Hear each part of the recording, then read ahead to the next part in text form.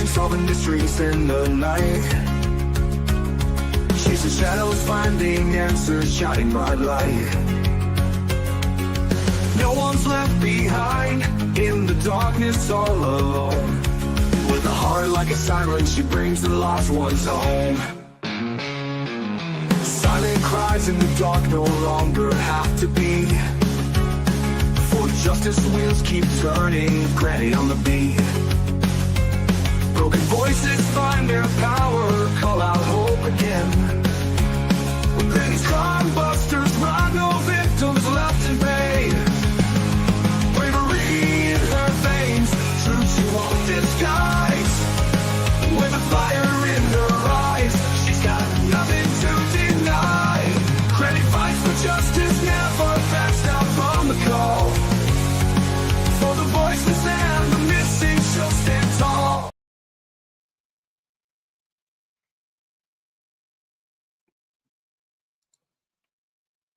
Hello, everybody. How is everybody doing today? Hope you're all doing well. JDR, hello. Lori Green, hello. Sydney, welcome in. We're happy to have you. Yes, Lily and Jack are in our hearts and minds too. I know we don't know them, but they just really get to you. And yes, for all my Canadians, happy Canada Day. Yes, we are going to watch him right now, really quickly, before we jump into what Maleha's girlfriend said. But before we do that, we are going to show our spotlight on the missing. Samia Yavanta Williams, missing since June 29th, last seen in Chesapeake, Virginia. She's 17 years old. Samia has a tattoo on her left forearm. She has a medical condition that requires medication. If anybody knows anything about where she may be, please call the Chesapeake, Virginia Police Department or 911. We need to get these kids home. All right. Sebastian, the reward has gone up to $500,000, guys.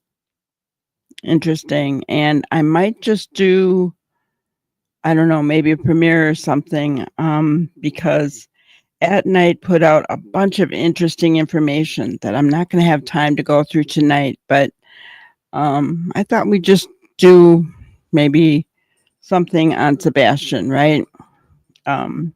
So I'll let you guys know when that will be. Sebastian, missing since February 26th, last seen on February 25th, needs to come home. Okay, needs to come home.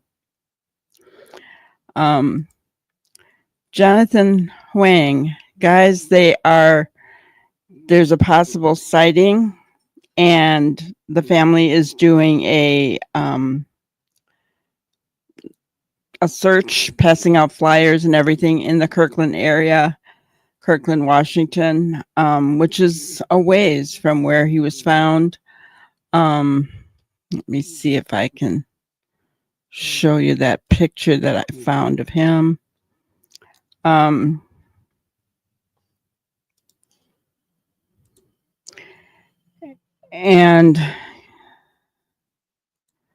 yeah, right here. So this is the footage on a Ring camera that someone on Northeast 114th Lane in Kirkland, Washington found on their Ring footage. This is just an old picture of him. I already had somebody, because I posted it today, I already had somebody say, oh yeah, same clothes, yeah, right. They're not saying that these are the same clothes, but I think that they put the blue shirt, you know, all kids have a blue t-shirt, just to show that this, you know, could be him. So the family tomorrow is going to be searching and handing out flyers in this area. Anybody knows anything at all, please call 911. Ask him his name, because he does respond to his name. Guys, he presents as a 10-year-old, even though he is high functioning autistic. His parents say he presents himself as a 10-year-old. So he needs to be home. Okay. Call the Arlington PD or even his dad, but please do not call this number unless you have information on Jonathan. All right. Travis Decker is still wanted. We don't know if he's alive or if he's dead. It's been weeks now. If somebody does see him, don't approach. Just call 911. He could look like any of these pictures here. Shaved, long hair with a ponytail, mustache, beard, maybe fully shaved. We don't know, right?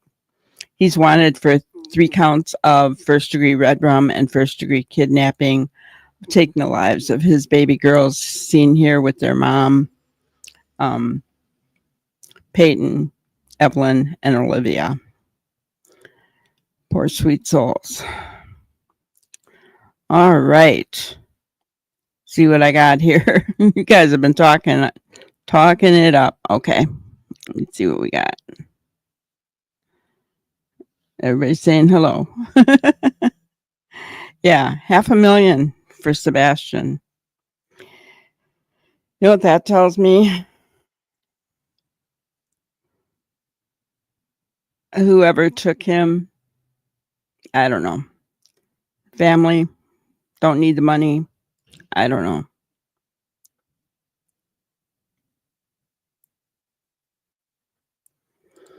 Yeah. Pray it is Jonathan and makes sense. His address similar and he was trying to get home. I know. I hope so. I really hope so. Hello, Brenda Joe. I hope you're feeling better. Yeah. Hello, Walla. I hope he's found safe as well. I hope he's found safe.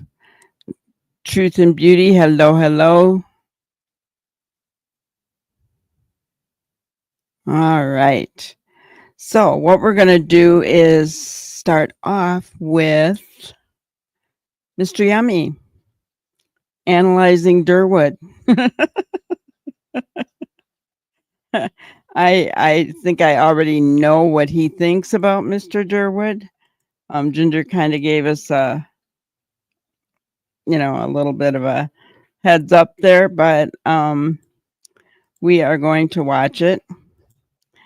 And the reason that I kind of know what he thinks about him,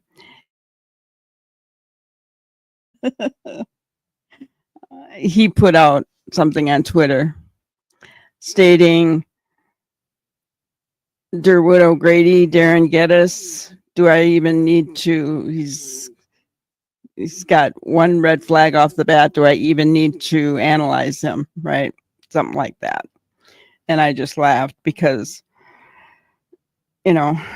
but let's go ahead and listen to what Mr. Yummy does have to say about Mr. Bewitched. The kids are alive, and somebody has them that's taking care of them. Meadow is in custody of CPS, and they're going to decide where Meadow goes. Jack and Lily, I'm telling you, they're alive, and I'm sure they're being protected by the Native community, probably not the Native community in Shubenacadie. And they may not even be in Canada. Now, that's what I know, and there's a big difference between what I know and what I think. Yes, he's actually claiming to know where missing Lily and Jack Sullivan are, and yes, I think he's a liar. In fact, I know he is. So in today's video, let's watch YouTuber Joseph Morris's video about Durwood O'Grady, or is it Darren Geddes? I lost track of all his fake names, and I'll show you why. I'm Deception Detective, an attorney trained in statement analysis. This channel exposes lies and manipulation, so if that's your thing, hit subscribe. For exclusives and other cool perks, join the channel. Link in description. If you're watching this video, I assume you're at least familiar with the disappearance of Lily and Jack Sullivan from Nova Scotia, Canada. So rather than recapping the case before we dive into this video, I just want to quickly recap why I say I know this guy's a liar. And that's because he's been doing YouTube interviews for a couple days now, and when he This is the exact post I was talking about, guys. I haven't heard a single word he said, and the lie tally is already at 1. Should I keep going, or are we done here? And he put both both names, Darren Geddes and Derwood O'Grady. So this is exactly the one that I was talking about. So I already knew what he thought of him right away, right from the get-go. So see if anybody else. And he was in contact with CPS and they told him, yeah. Oh yeah, they would, yeah. Definitely they're going to give him all the information, aren't they?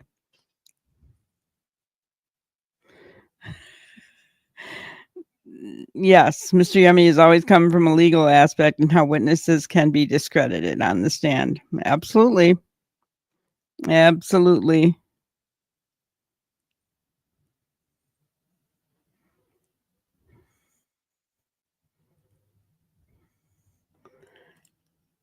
No, we don't know. He could be any of it, right? We don't know where he is. The last we knew, he was excuse me, he was in the woods. So we don't know if he has access to shaving utensils. I mean, he could be deceased. He could have taken off and shot himself. The bloody handprint on his truck, the DNA did come back as his DNA, his blood. So we don't know for sure where he is. And those pictures are a little bit older pictures when he was in the service. So, all right, let's continue on with Mr. Yummy. He first started doing them, he gave one name, and now he gives another name. That's a confirmed lie. And if we were in court right now and he was up on the witness stand, it could definitely be used against him to impeach his credibility as a witness. Now, does that mean that everything he says is a lie? No, of course not. But it's not good when the lie tally is already at 1 before you even started telling your story. So without further ado, let's listen to his story and see how high that lie tally goes. An explosive development has shaken the Lily and Jack Sullivan case. A man previously known as Derwood O'Grady now reveals himself as Darren Geddes from Trenton, Nova Scotia. And he has come forward on A Crime and Shame with Sonny Austin and Dolly Vision with Jimmy Williams to declare he is 1,000% certain Jack and Lily are alive and being cared for on a native reservation. People out there, my name is Darren. My first name, my real name is D-A-R-I-N. My last name is Geddes, G-E-D-D-E-S. I'm a Stellarton rat. I was born in Stellarton. I live in Trenton. I'm related to Patty Allen and the people, my family in Toro. I know the McKin. Okay, guys, is it just me? Or does it bug you what the guy on the left does, shaking his head and looking at us like, I don't know. It's just driving me crazy. I'm not going to be able to look at him. I'm going to have to watch the other half of the screen because it's driving me nuts and I don't know why.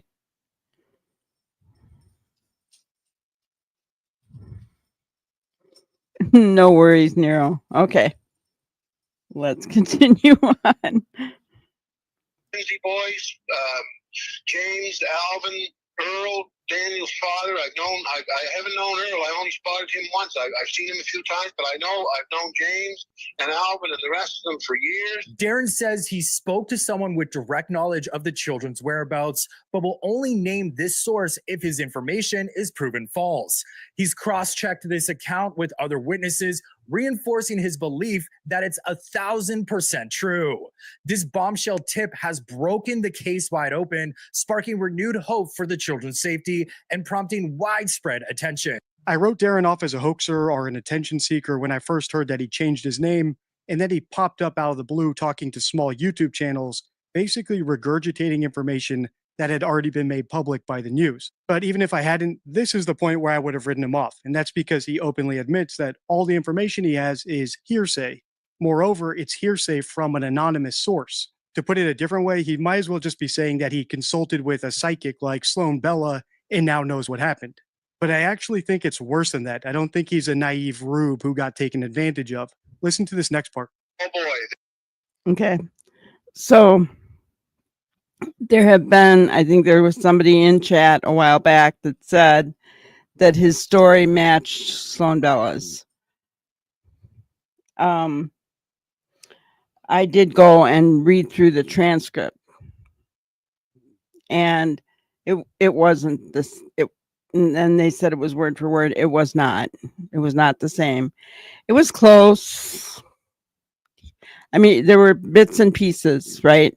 But it was not word for word, and it was not the exact same story. So I just want to say that,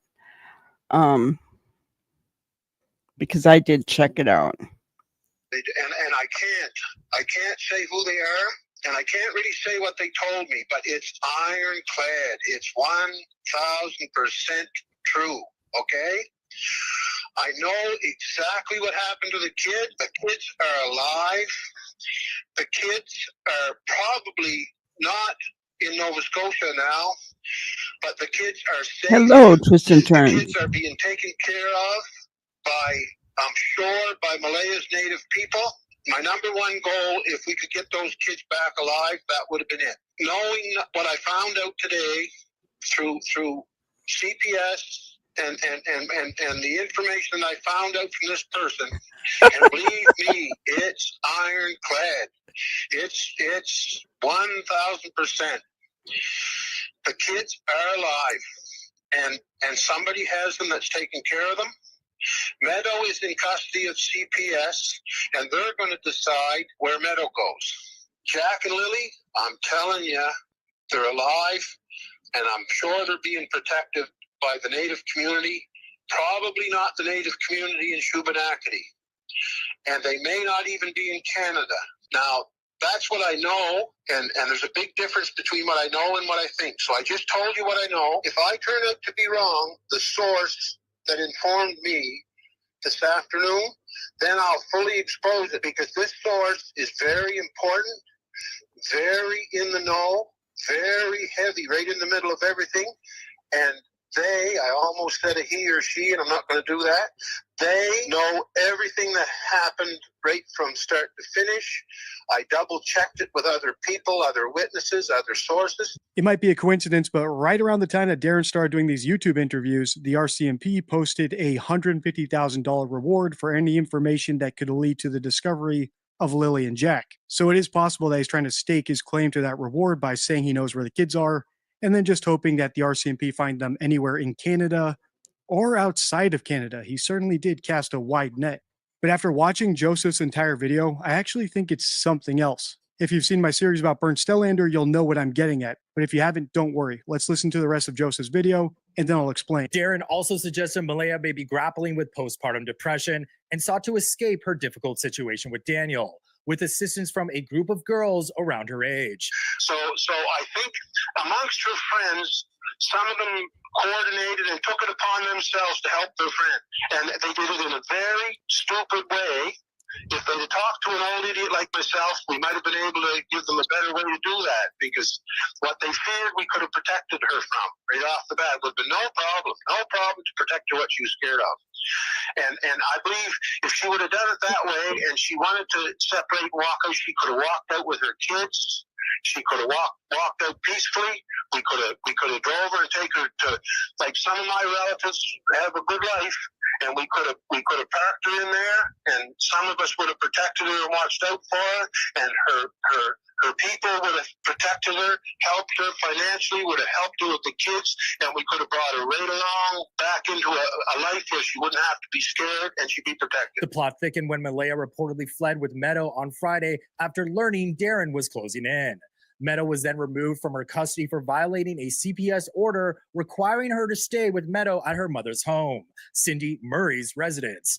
This breach has added another layer to this complex saga. When she took off for the reservation from Cindy's place, that took it totally out of my hands as far as Meadow and her goes, because then that opened up the door for them to take Meadow, but it also opened up the door for the RCMP to use a lot of leverage on her. Darren confirms that he shared this critical information with the RCMP, but with Jack and Lily still unaccounted for, he's frustrated by the authorities' response. He chose to go public to draw urgent attention to this potentially case-breaking lead, hoping to accelerate efforts to locate the children. Now, I want the cops to move. Don't jerk around. These kids, these kids could be anywhere from a farmhouse outside of Tattamakush to Plattsburgh, New York.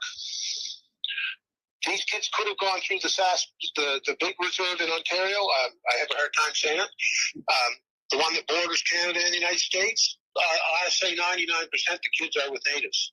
And I want the cops to move your goddamn fat asses, you sons of bitch. Get on the goddamn move. It's been 7 weeks. You guys have the resources. If you gotta break the law, if you gotta pull some strings, whatever you gotta do, go find these goddamn kids. And I'm talking about the states too. You know, there's American cops in on this too. So come on, boys. Jesus Christ, if you can't find these kids, nobody can. According to Darren, at least, he's the center of everything. If Malaya had just consulted with him, he could have solved all their problems. She had to flee the area because she knew he was closing in. He has all the answers and knows exactly what happened. Why can't these silly police get on his level? What I'm really saying is I think he's a lonely guy who likes feeling important and getting attention when he goes onto these small YouTube channels and gets treated like a celebrity. If you want to see me expose one of those channels, watch the video on the end card. Until next time, stay true. I agree. I think he is a lonely old guy, right? I think he is. He wants attention. His heart is in the right place, but he is a gossip. Yes, he is. He doesn't realize, though, he could be putting himself into legal hot water.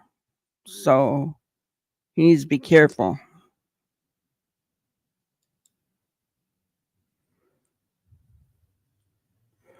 It's one of the rumors at farmhouse in Cheryl. I mean, I don't know.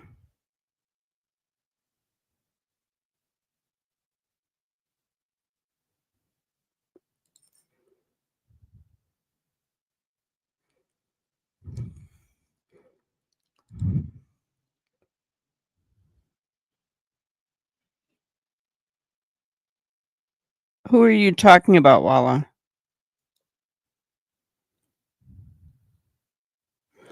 So, anyway, it sounds like Mr. Yummy kind of has the same opinion as Mr. Bewitched had, that we have of Mr. Bewitched, because we kind of think he's being played like a fiddle.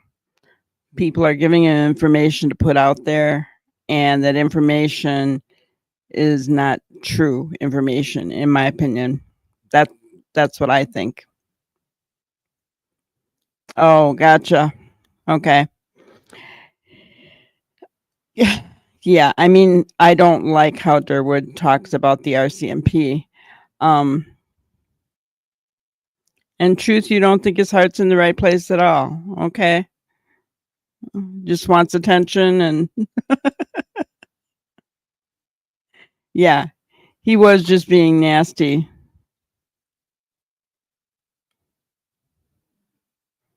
Yeah, be careful. Storms are nothing to mess with, twists and turns. I always watch here because I'm at but they seem to hit at night here. And I'm not going to hear them ever. So be interesting. All right. So I think it's always Darren talking. Yeah. Anyway, yeah, I don't like how Durwood talks about the RCMP. I think that they're doing a great job. They've already been keeping us informed as much as they possibly can without giving us information that could hurt the case, right? They've talked to us more than already in going on 9 weeks than we heard from Sumner County in over a year. So I gotta say, do they make mistakes? Oh, I'm sure they do. You know what? They're made up of humans, and humans make mistakes.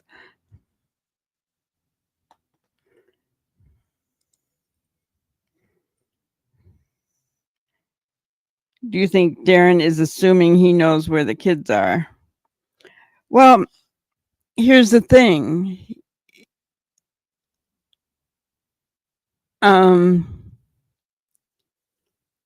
He doesn't, he's cast a pretty wide net, like Mr. Yummy said, right?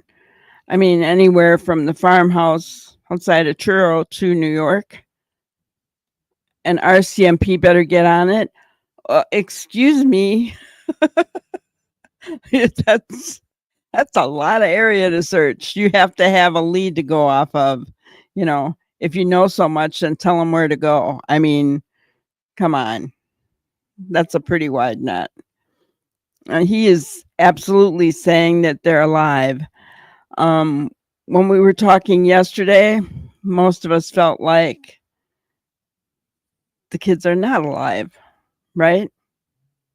I don't like to say that, guys, but I mean, don't get me wrong. I would love nothing better than for those kids to turn up and be alive and be okay.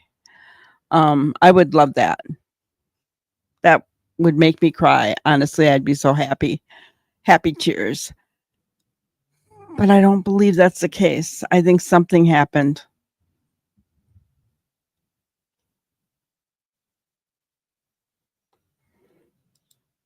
I said to Durwood in chat, you said you were secretly trying to get info from Malaya's family, but he's on plenty of YouTube channels telling the world. I got a reply, think what you want. I would expect him to say something like that. Oh man. That's funny. Yeah. He is. Yeah. If there's anything that we can all probably agree on, he wants attention. He likes attention.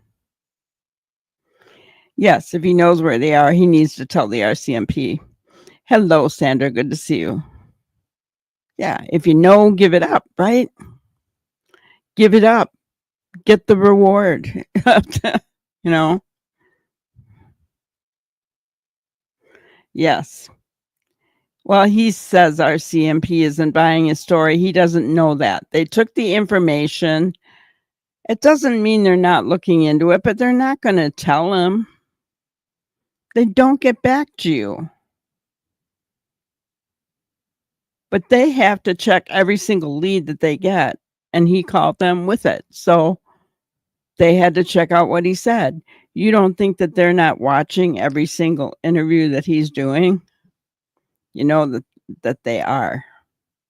Just as well as they're watching every single interview that Daniel's doing, every single message that Daniel's doing and showing online. And unfortunately, the friends and cousins that are speaking out, which we're going to get to in a second here. Yes, from the get-go, RCMP did not believe they were alive.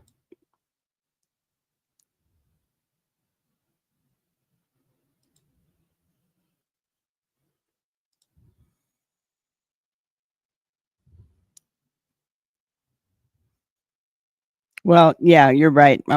Isn't that kind of the likelihood of them being alive was very low. I mean,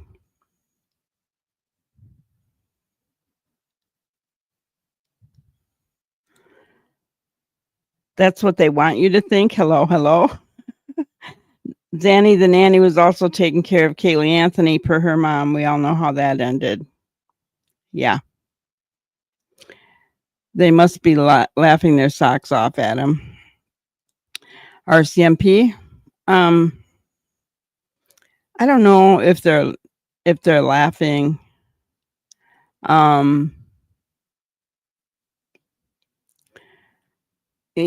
You know, I think that they take the disappearance of 2 children very seriously. They're probably frustrated that they have to keep listening to him, in my opinion. Janie was on a Facebook chat today. She was. Well, it's been a little bit of a circus for a while. So Janie was on a Facebook chat. Interesting.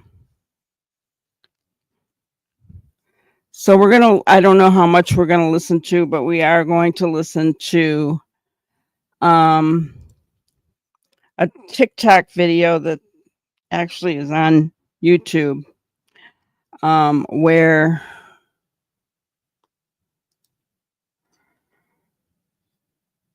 Malaya's friend Cheryl comes on, and then they have Daniel's cousin Logan come on as well. And these two kind of get testy with each other. I don't know. It's weird, yet Cheryl doesn't really say much of anything. But let's go ahead and listen to it. Welcome, Cheryl. Oh, there. Hi, thanks. You're welcome.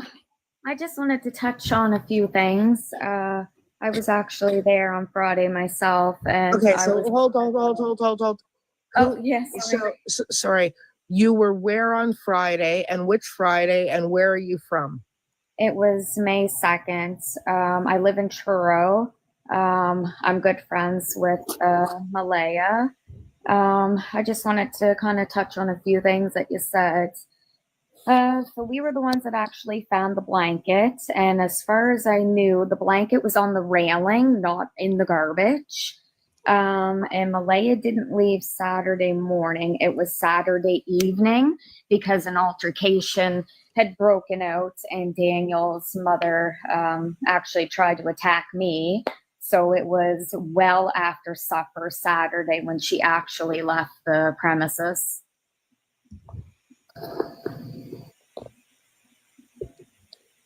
Okay. Yes, Cheryl was the one who posted the beach photo. Okay. For whatever reason, she's getting irritated and wants to speak out for Malaya, but she's being very vague. She's trying to get some things straightened out, but just listen. It's weird, right? It's weird. These moms always hide and stay silent.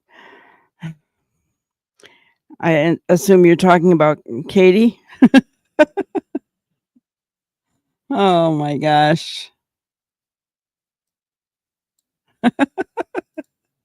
Yeah, Janie's got a gun. Let's continue on.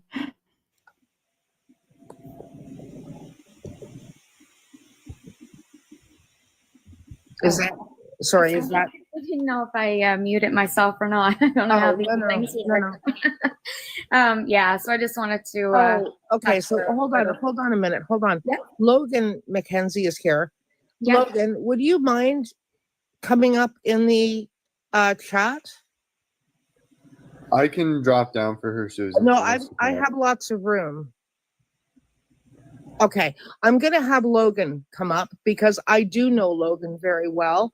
Well, not very well personally, but she's been on the live. I absolutely know her, and I mean absolutely zero offense to you, Cheryl, but I don't know you.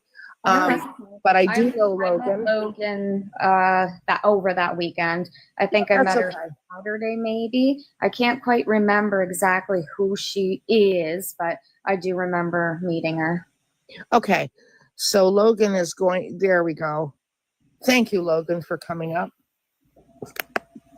And let me just say this. I'm gonna just. I need to warn people of this. We have 142 people in the room. Be aware that we are on the internet.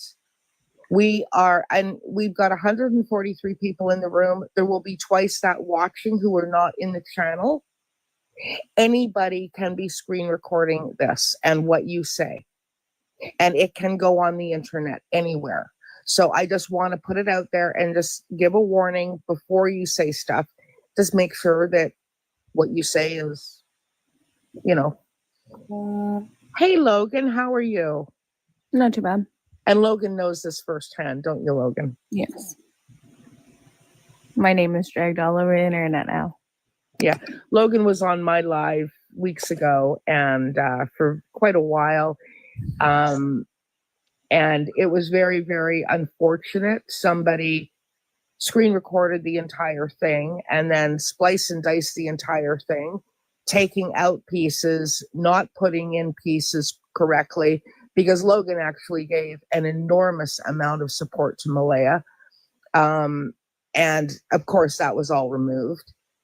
So I just want people to be aware that this can happen. So thanks for joining us. So anyway, carry on. Cheryl, what? This is Logan. I don't know, what were you saying? That was just it. That we left Saturday evening, not After the Saturday briefing. morning. After the briefing on Lansdowne. No, it was after the altercation. You left, but Malaya didn't.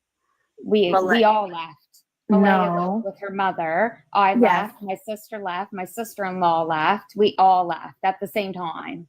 Yes, but the altercation was before the briefing, honey. And We all then went there out. was one after because your mother was involved in that one. Yes, and that's when we were Yes. saying about the car. I'm And then not I sure don't know who came back looking for the cell phone, and we were trying to get Malaya's grandmother to leave the house. Yes. Yes. But Malaya left right after the briefing. You guys didn't. Malaya left right from the briefing. 5 minutes before us. Yeah. Yeah, right after the briefing, up at the briefing. She never came back to the house. No. You So guys it did. wasn't Saturday morning that she had. No, it was Saturday that afternoon after the It briefing. was, it was Saturday evening. I think around supper time-ish. Yeah, after the briefing at 4:00. Yeah. But yeah, no. And the blanket was in the garbage. The cops even went and found the other half in there. Yeah. As far as I knew, the blanket was on the railing. Yeah, no, the cops came and collected the other piece. After the other piece was grabbed from the trees. Yes, where we found it.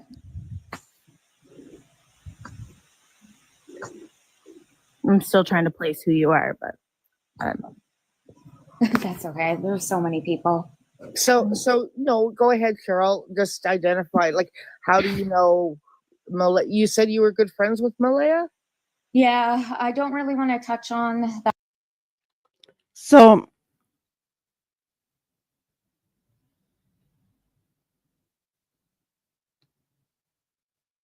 okay, let me see what we're talking about here. But anyway, it sounds like there were 2 altercations. So let's see here.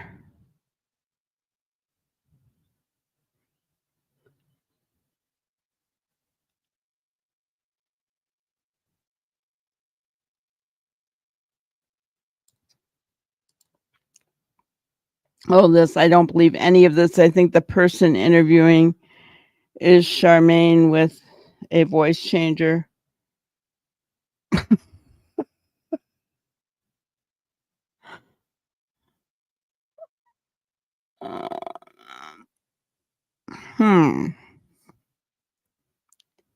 Well, and I can't verify any of them, guys. So I'm playing it I was trying to get information, right? You got them, kind of being snarky, actually, and they were right. They weren't nice to Cheryl. Logan was very snarky, in my opinion. Yes, the host invited Logan on, which there was no reason to do that.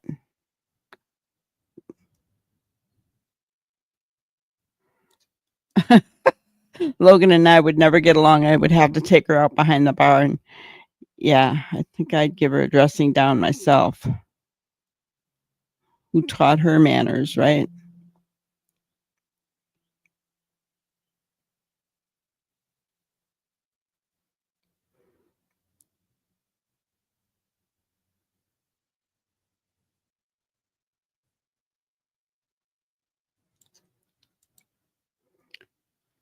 Yes. $50,000 from the FBI for Sebastian, $450,000 from At Night. So the total reward is $500,000.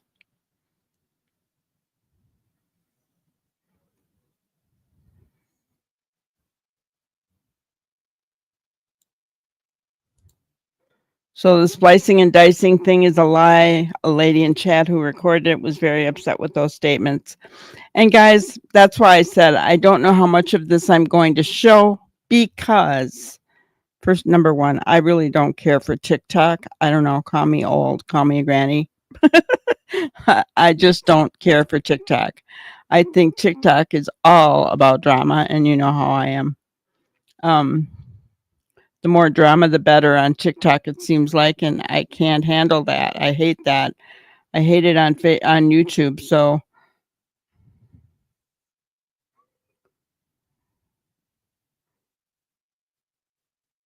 you know, if it is people using voice changers, I hope they get caught.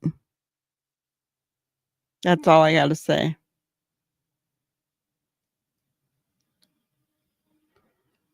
But let's not call out any more names, okay? Let's just not go there. I don't want any of you to get in trouble, and make sure you're putting IMO after your comments. Because people are watching, guys. You don't want to do that. Gee, 2 altercations and Janie with the fists up. How lovely is that? That's not very good. So yeah, it did sound like there was 2 altercations, which is really strange, guys. How do you end up having, you know what I would have said on here? I would have said, tell me what happened. What was the altercation about? I want to know what that is. What happened? They kind of told us what the second one was about, something about Malaya leaving her car there, right? But what was the first altercation about? Neither one of them are willing to speak about that, right? Yeah, exactly. Twists and turns, right? Nice to know what that would be all about.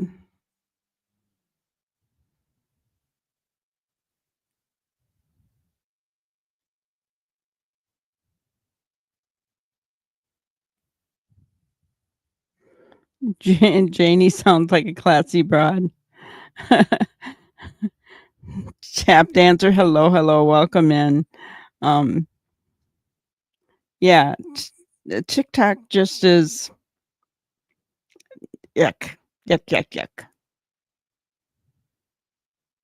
Yes, this is on the channel Hidden in the Fog on YouTube channel.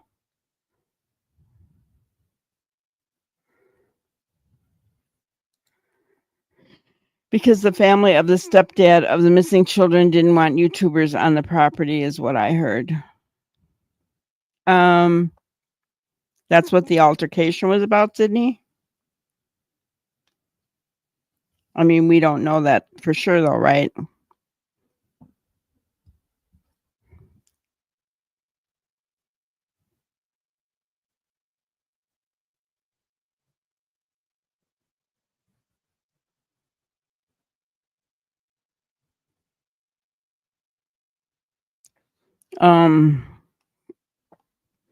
So let's listen to a little bit more, and then we'll talk some more. That kind of stuff. Kind of just respecting her privacy right now, but I just kind of picked up on a couple of things that you had said. Okay, she's respecting her privacy, but she put out that picture that caused all kinds of issues for Malaya. I mean, seriously, it did. Right? A lot of people went after Malaya for being at the beach. That was her fault. She posted it. Did she have Malaya's permission to post it? I don't know. But I'm just saying, she's trying to protect her privacy. Then why did she put the picture out there? Yes, Lori. Why argue when 2 kids are missing? Why? Why is this an issue? You know, and if it's because they didn't want any YouTubers on the property, well,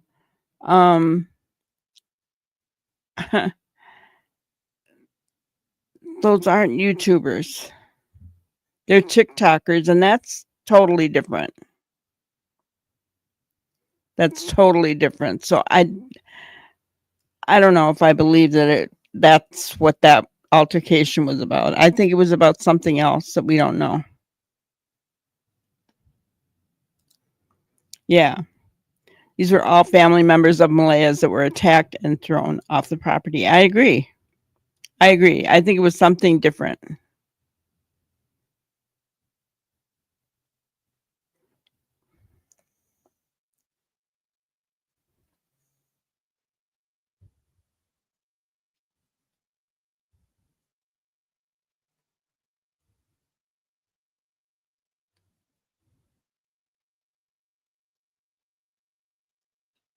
So what are we talking about with the CPS reports?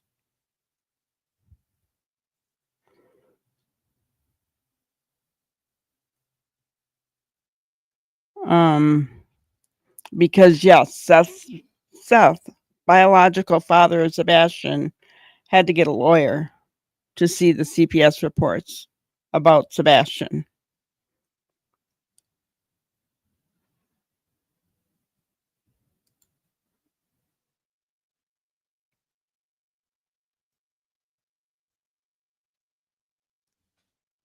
And Sydney, that's why we're all talking. I mean, we're all trying to figure this out, right?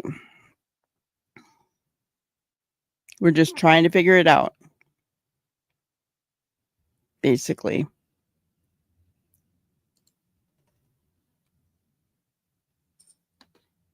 All right, let's continue on. And I wanted to clarify that she most certainly didn't leave Saturday morning. It was Saturday into the evening after the briefing. Yeah, Susan probably misspoke because I said that in our No, first that's okay. That's okay. where we said where she left because I put the baby in the car for her and her mother drove off.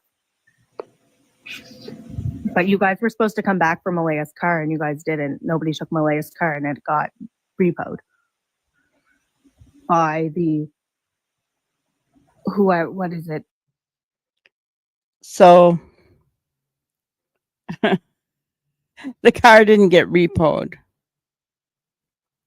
I don't know why they would use that word, right?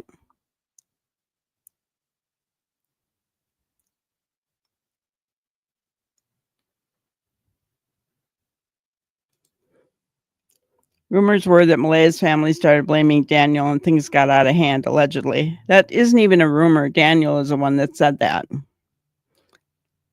Daniel is the one that said that his mom kicked them off the property because that side of the family started saying that Daniel was responsible for the disappearance of Lily and Jack. Daniel said that, not a rumor.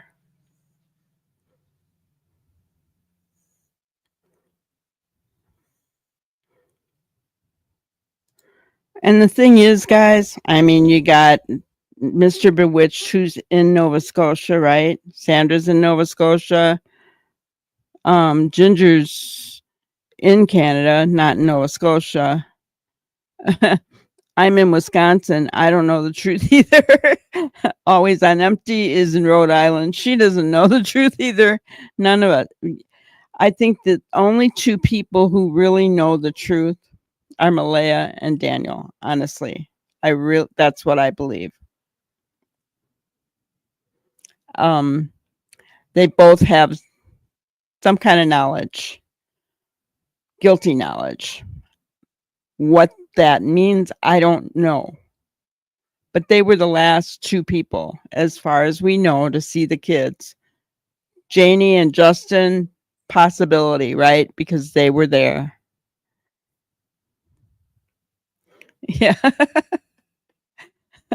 The emergency searchers doing repo, right? Yes. Mr. Bewitched could be held for obstruction of justice. Yes, he could. He really should be careful of what he's saying. He really should, unless he knows exactly where those kids are. Washington, yeah. So, yeah.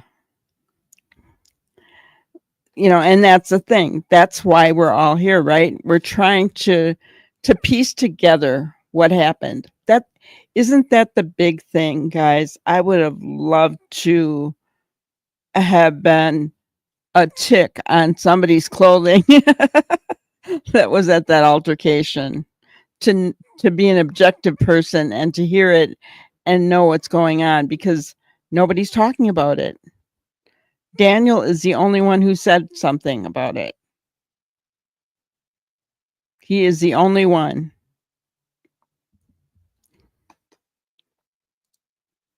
The search and rescue guy got it towed back to wherever Malaya was. So you guys, I thought her sister was, her stepsister or whatever, was supposed to take the car.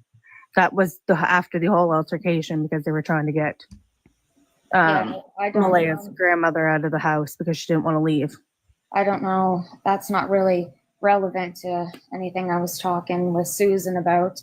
I'm not touching on the vehicle. No, that's fine. I just wanted to make sure that you guys knew that Malaya did not come back to the house. She left right from the briefing. You left. Yes, absolutely. I was with her. I just want to say, Cheryl, it really seems that you're sharing conflicting information between Logan and you. Like, it sounds like, I don't want to sound rude, but like you're saying false things a little bit. And like what? well, you said about you were like coming in here to correct people about the blanket. Yes.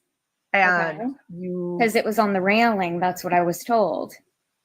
But if you were Whether there, it was on the took it from the railing garbage can. or in I'm the just garbage, confused. it doesn't Hey, really hold matter. on. We need people to just speak one at a time so that everybody in the chat can hear. Sorry, Susan. No, that So I don't know who the host of this is, but she's very rude. She's being very rude to Cheryl. She's taking Logan's word 100% when she even admitted she didn't know Logan.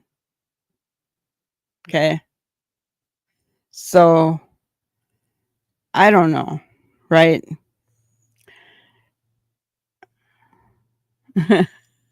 You're in Canada and you'd love to know the truth, right?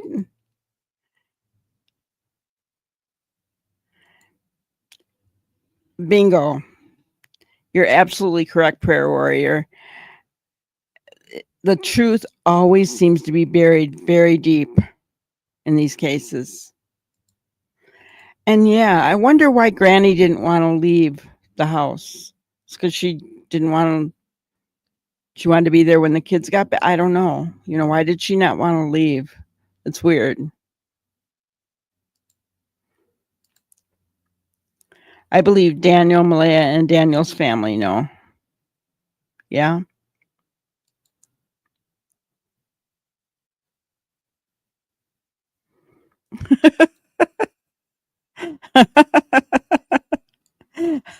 You had to be here for one of our old he's just taken on that name, right? Because he's he called himself Durwood. That's what Endora called Darren in Bewitched. So that's why we call him Mr. Bewitched.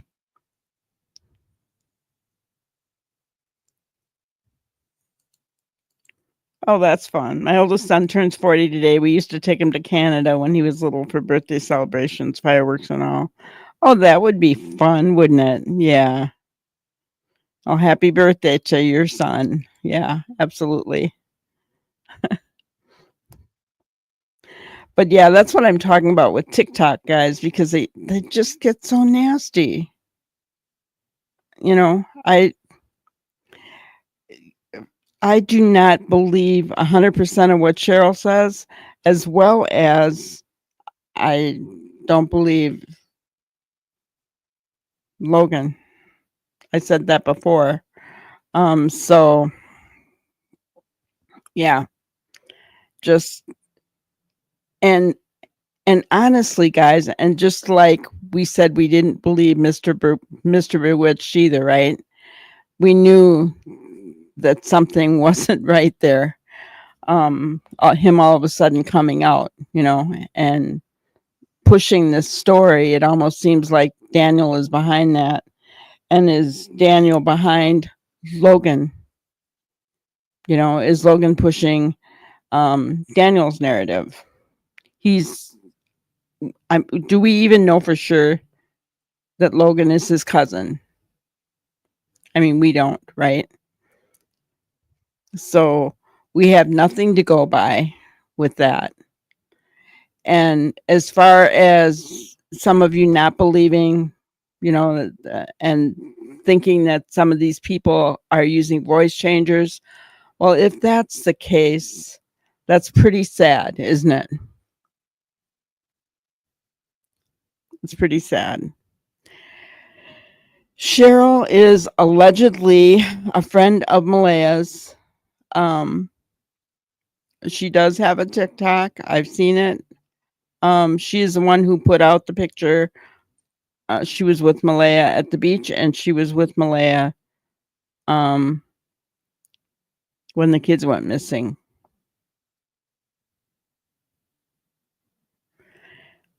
Exactly.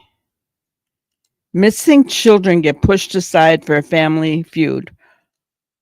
Day 2 of them missing. So who's taking away the emphasis off of those kids? Can you imagine what the RCMP were thinking watching all this go down?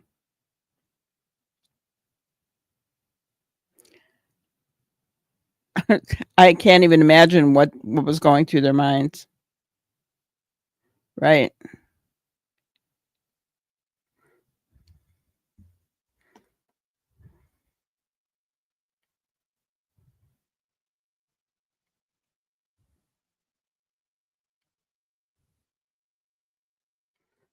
I don't know who you're talking about, Sydney.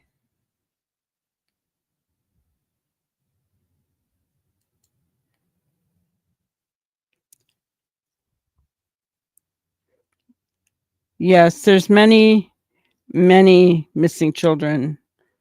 Harmony Montgomery, Summer Wells, Sebastian that I talked about earlier, Jonathan Wang. This goes on, and I show a new one every day, guys. Malaya looks really young in the photo. I know a lot of people have said that, but guys, if you go back and you look at her Facebook, I think she did shut it down. But anyway, she has a way of making herself look younger. So I wouldn't go by just that. Could it be an old photo? Absolutely. Is it? We don't know. And think about this. If she's been very distraught, she could have lost a lot of weight, and that weight would make her face look thinner.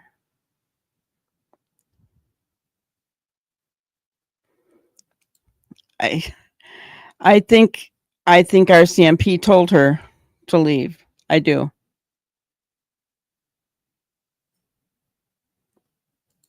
I still don't know who that is, but I know. I mean, even this person on here said it was Cheryl. The initial post that Cheryl put with Malaya on the beach was from Cheryl. I personally went and looked that up myself. Now, whether Cheryl's real or not, I can't tell you, but I know she does have a TikTok.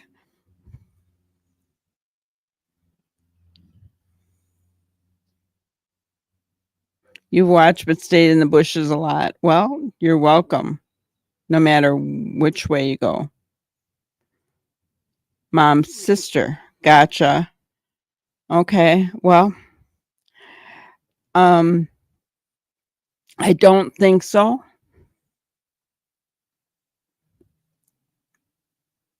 Sydney, at least not on this panel and not in the photo on the beach.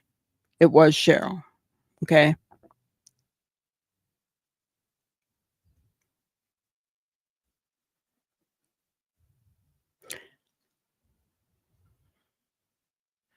Oh, Sydney, are you saying that you think that that picture is Haley with Cheryl on the beach?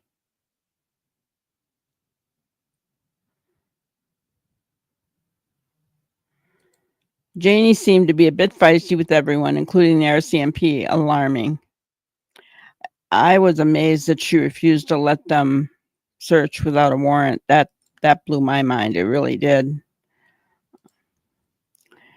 Cheryl should have at least said when the picture was from. Well, she had a date on it, guys. She put a date on it. Now, whether she put that there, I don't know. I can show you the actual picture. Let me see here. Get it for you guys.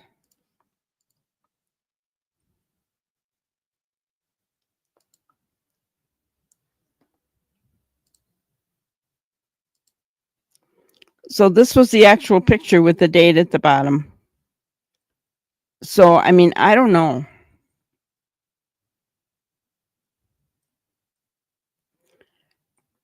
She does look young. I mean, I don't know.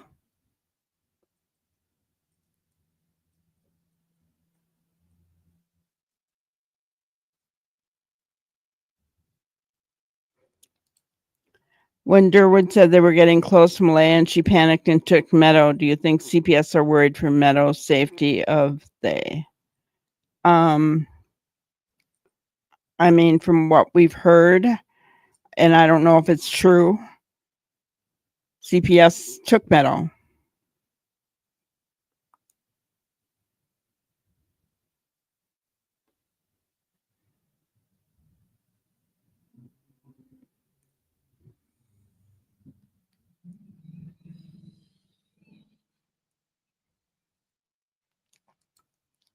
Cheryl said that it's her and Malaya, not Haley.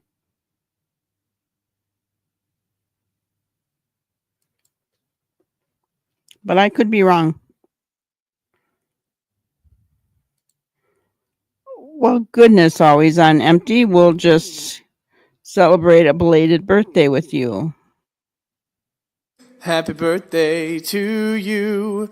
Happy birthday to you. Happy belated birthday.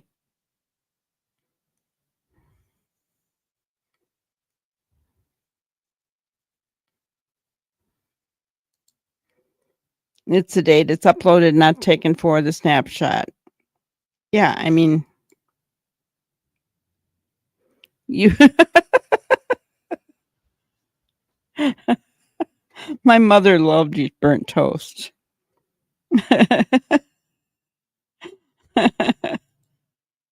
Oh, goodness.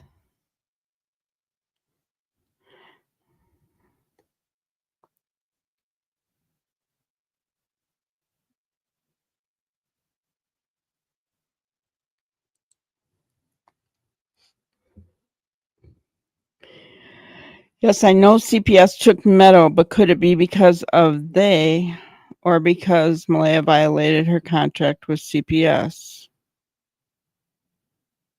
I'm not following you. What do you mean by they? Evidently she wasn't supposed to leave with Meadow. And she was going to the reservation. This is what I heard. Okay. And that then she called them from wherever she was on the reservation and said she had Meadow, and they came and got Meadow at that point. So I don't I'm assuming it's in violation of her contract with CPS.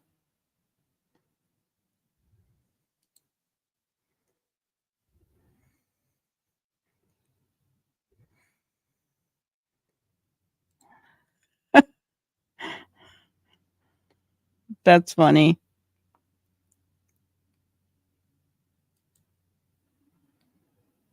That's cool. Awesome. All right. Let me get rid of this. Let's see if we can listen to a little bit more. It's okay. It's just, it gets really confusing for people that are trying to listen to what's going on. So, DJ's making. It gets really confusing for people who are trying to listen to what's going on. So don't, in other words, don't come in here saying anything different. That's so wrong on so many levels.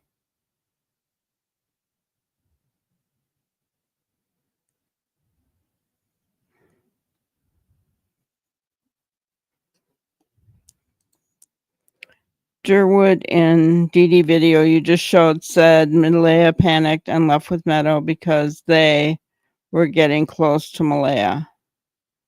Oh, I see what you're saying.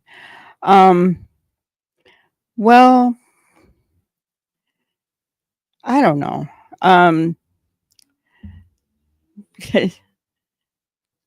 He likes to think that he has this effect on Malaya. Could it possibly be that Malaya was just going to visit her relatives on the reserve? And she took Meadow with her. I mean, I don't know. It could be both, either one, right? We don't know.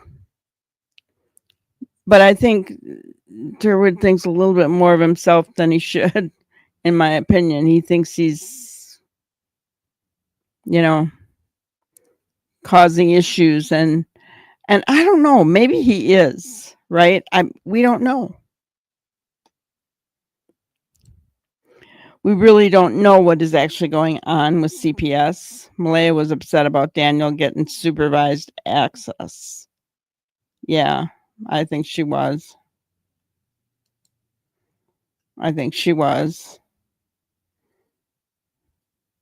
Thank you, JDR. Yes, everybody, please hit the like button. It really does help the channel grow. So let's see what else she's saying here. The point, Cheryl, that and I don't want anybody accusing anyone on the panel of, I'm not. Yeah. No, I know you aren't, but I'm just gonna. It's something that I noticed. Sorry to interrupt, but so she's just simply saying that you had come up on the panel to clarify some things that had been said. Yes. And one of those things was that I had said that the blanket had been put in the garbage by Daniel, and that I had gotten that from Logan and Mackenzie. Logan is here. She verifies that. Mm-hmm. You had said no, the blanket was on the railing. Now you're saying you thought it was on the railing. Is that correct? No, I was told it was on the railing. Okay. So are we okay in agreeing that the blanket was put in the garbage? I really don't know. I don't think it matters. All I know is the blanket was found in the trees up on the road. Half of the blanket was, correct? Yes. Yeah. Right. Yeah. Piece of So it does matter. I wouldn't even call it half. Just a piece of it. Okay. So it does matter where the blanket was. Actually, it is a significant piece to the story. the investigation. Yeah, the mom too says it all matters. Yeah, so just Cheryl, I appreciate you. So here would be my question. Who told Logan it was in the garbage, and who told Cheryl it was on the railing?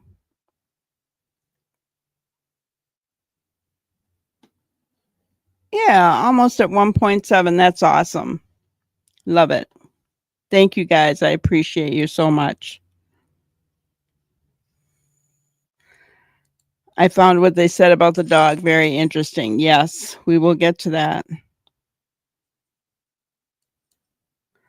So CPS thought Malaya was going to run, in my opinion, rather than Daniel try and kidnap Meadow, in my opinion.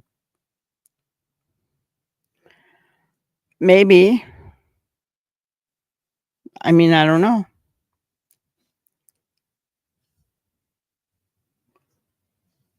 Yeah, Logan calls the kids animals. That's scary. All right, let's continue on. Being here, I really do. I just want to make certain that, and it's not just to Cheryl, but if you, if you think something, like you just said, well, I was told it was on, that's absolutely fine. And that's valid to say.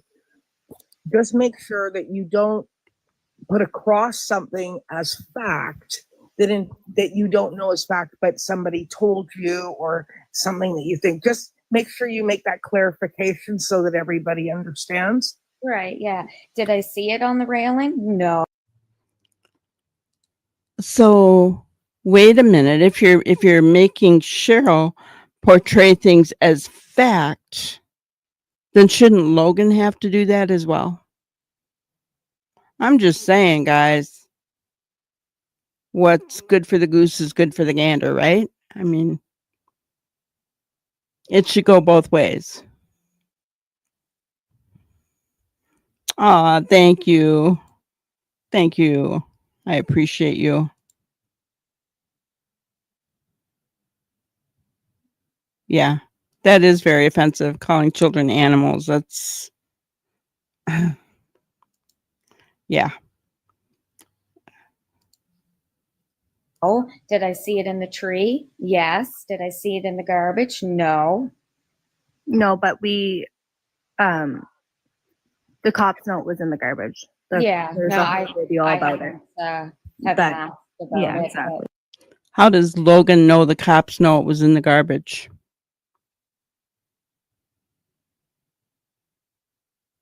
She tries to come along as saying everything is fact. How does she know that? You know, let's call a spade a spade. How does she know that?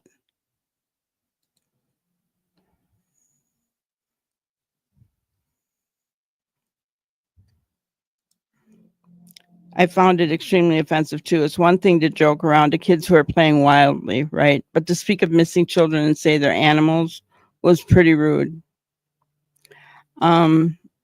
Yeah, I don't know. I've heard her say that before, I think, on a different interview. And yeah. So I don't think it was an honest mistake, but I could be wrong. Yeah, no. I seen it in the tree did it. too. That's why I knew. You what? I said I was there when you found it in the tree. Like I was there 2 seconds after you guys found it. Yes, yeah. Logan, can I ask you a question? Was the whole garbage bag taken with the half of the blanket in the garbage bag that was torn open? No, see when Daniel found out about the blanket in the tree, because he was in the woods before knowing about it, and found out after Malaya left about it. He went out to the garbage because we all mentioned the blanket. So he went out, he goes, I put that blanket in the garbage, I'm going to say about a week ago, because it was ripped. So him and I forget who else, I think it was his brother, went out, videoed it all, opening up the garbage and like checking around, and you could see it. So like we called the cops right after that. Like the RCMPs came right out after that. Okay. So now that makes more sense to me, right? It makes more sense. She tells the story of the blanket, right? I mean, I think she should have said it earlier, but we got to the bottom of it. So she knows that it was in the garbage. Whoever told Cheryl was wrong, right? That's what it was, Ginger. She called her own child a creature. Yeah, exactly.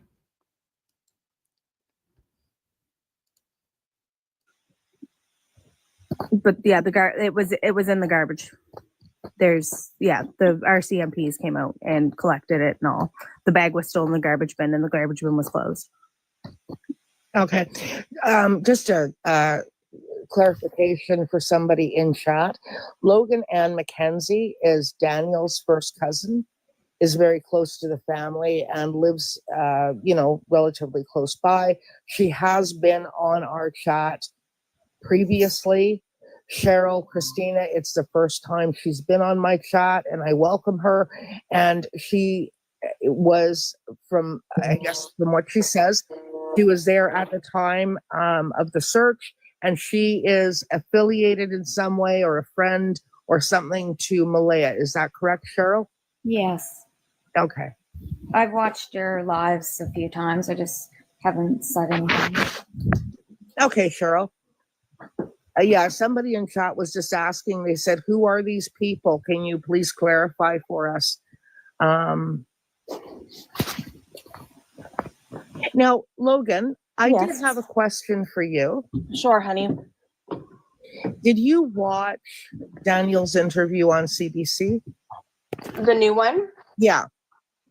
Just parts of it. I watched the full part of the grandmothers. I didn't watch fully Daniel's yet. Okay. I was speaking with Daniel yesterday, though. You what? I was speaking with Daniel yesterday. He was at my house and he was telling me that he did that interview. Why won't he come on my live, Logan?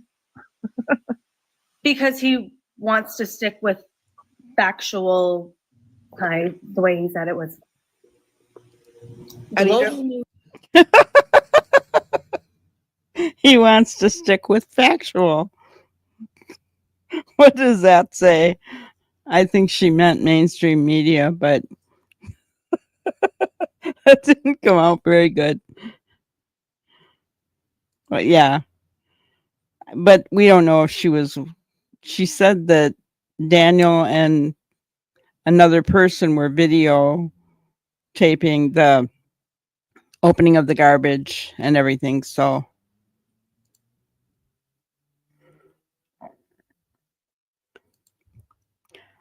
exactly. Malaya never met Logan before.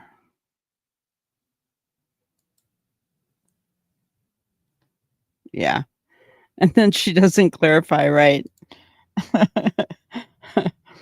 I just found that funny. He wants to stick with something that's factual.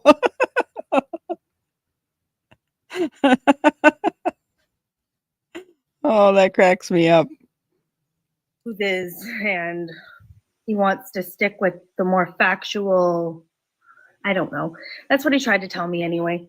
The mainstream. Asked him if he wanted to come on because, and he was lining up this interview here, so I'm not sure what's going on now. Okay. I could ask again. Okay, I would like that.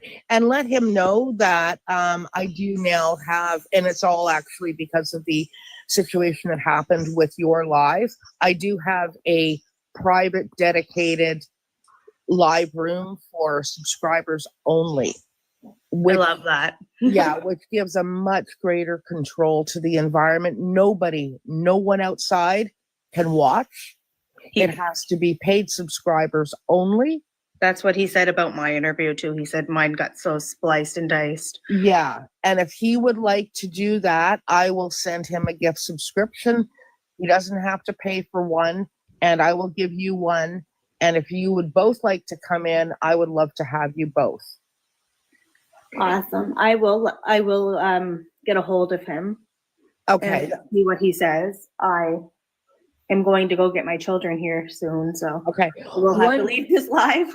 Okay. One question, Logan. More, honey. You, okay, so I'm sure you'll watch his CBC interview. Yeah, I'm going to watch it here when I get home from picking up the children. You had mentioned in my live about his mother's dog in the RV barking just shortly after 9 on Friday the 2nd. And when we were talking about the dog, you had made stated that the dog is really triggered when Lily does that screaming. Yeah, mainly by Lily screaming, and is triggered by the kids. Yes, because How many times have we talked about that in chat, guys, where I said I wondered if the dogs were triggered by Lily's screaming, right? Yes, Logan is very heavy-handed, right? She definitely is. Well, he said two different things. He said he ran through the woods, and the other thing is that he got in the car right away and went down the road looking at dirt roads and in the culverts.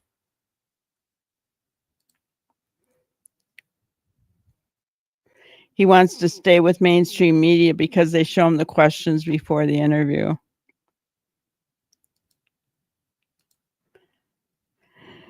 Logan talks like she was close to Malaya, but she didn't have her phone numbers.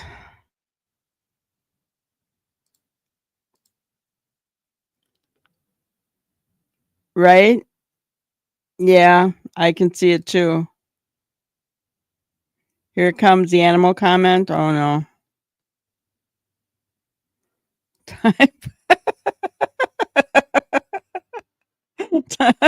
Oh my goodness. Get the switches. Or do we want her to pick her own? Oh, we're all gonna go. All right. Party behind the barn. Oh my goodness. Here we go. Well, what animal isn't triggered by animals to run when they're running around screaming and yelling? Triggered by kids, yeah. And I had asked you the specific. I had said to you, well, wouldn't the dog have barked if somebody had walked on the property? I'm not 100% sure because Precisely, that's exactly what I was getting at. I couldn't remember precisely your words, but you had said, yeah, I don't know, but you said I do know that the dog is triggered by the sound of the children. yeah. Okay, and the only reason I raised this is that Daniel said in the CBC interview that he just recently did that, or the CBC had stated that the dog barks at everything. I can never hear the dog when I get there. The dog's always my grandmother. My aunt always has the dog in her RV. So if I'm not paying attention for the dog, I ain't listening for the dog. So okay. All right. Okay. I just wanted to sort of clarify that because to me, it sort of presents two different things. One, a dog. oh, absolutely. A dog and I had one of those dogs that literally, seriously, if a leaf moved outside, this thing would explode, right? Yeah. So yeah, I just wanted to clarify that. But the whole time that I knew the dog, I'd never really paid attention to the dog because I'm not really of a dog person. So okay. I would say hi to it, but like I'm not personally going there listening to see if the dog's barking at me, like, you know what I mean? Right. Yeah. I get if it. I'm not listening for it, and I'm not an animal person myself, so yeah. She misspoke, so please don't make any kind of nonsense crap about that. You had said my grandmother. No, you had said animals are triggered by animals, and somebody in chat said, "Is she calling Lily an animal?" Oh my god, no, I misspoke. I'm sorry. Yeah, that will be my new meme. Yeah, it'll be all over the internet, Logan. Can't be any worse than what everybody else is saying. It's fine. I offered to spit in a cup the other day. Oh no. They asked why? What happened? Oh, because there's a group on Facebook with my Facebook profile saying, oh, do we even know if they're really related to Daniel and this, that, and the other thing? Oh. And all this stuff. And I said, would you like me to spit in a cup and send it to you? Right. I said, do you want my birth certificate? Do you what would you like? Because this ain't something to lie about. Yeah. I mean, it took me about 2.5 weeks ago. And I mean, 2.5 weeks to verify who you were. And it is something that's really important to me to verify people because but I will say, for what it's worth, for me, I don't even go on the Facebook groups because they are so toxic. It's unbelievable. The only reason why They're so toxic. Oh my goodness. Oh my gosh. Covers up the misspeaking. Yeah. What did that mean? Either way, right?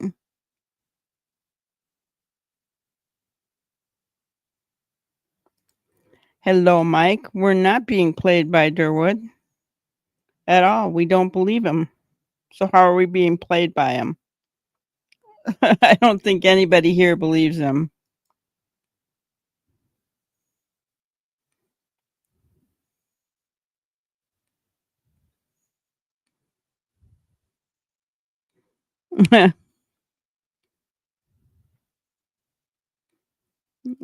So let me see. Yeah, what dog? I was saying yesterday, my dog is the most loving, loyal person. She loves every kids. Yeah, it doesn't matter. She loves. But I mean, I would bet you anything that if Lily was around and screaming, it would bother her. It would trigger her, in my opinion.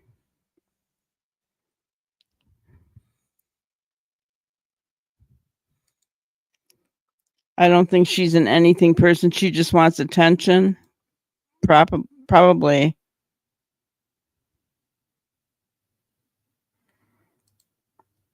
So if Honey isn't an animal person, why does she refer to children as animals? Good point.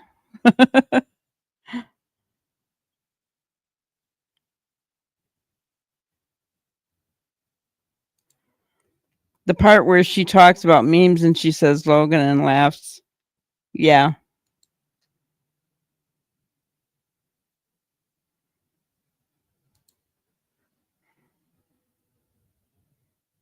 Yeah. Why would CPS give anyone any information? Least of all Darwood. They wouldn't.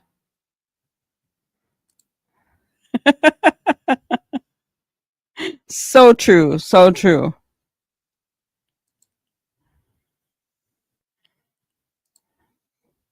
Durwood wants attention and he's getting it. He is. They're clamoring to have him on their show.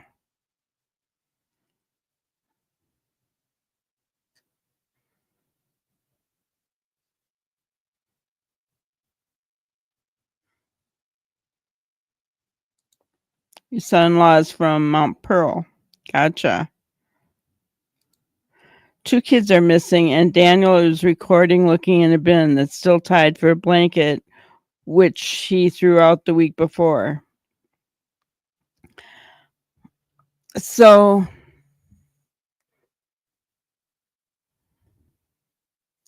that's very interesting if you think about it, guys.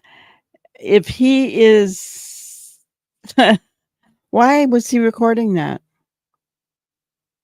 All he needed to have was somebody there with him to prove that it was in the right? I mean, why did he feel the need to record that? You know, and then they use words like evidence. What, you know, that just doesn't seem right to me. Not at all.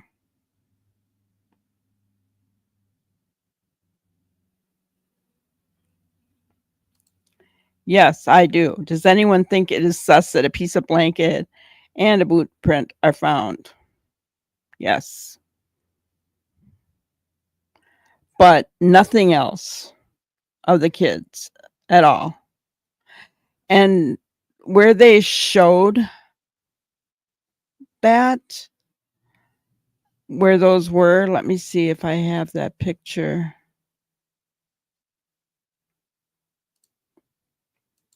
Gonna look. Where those were found.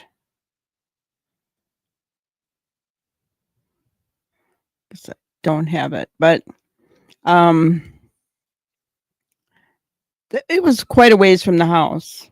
Quite a long ways for a 6-year-old and a 4-year-old to walk.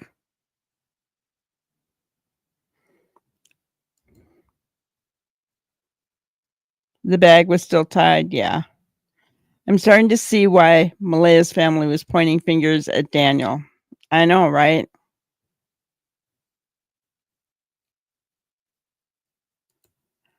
I thought she might have posted an older photo on that date. They do look young there. I mean, I don't know. Right? I mean, that's the thing. There's so much, but I'm sure that RCMP have dotted their I's, crossed their T's. Guys, they know if that picture is old, right?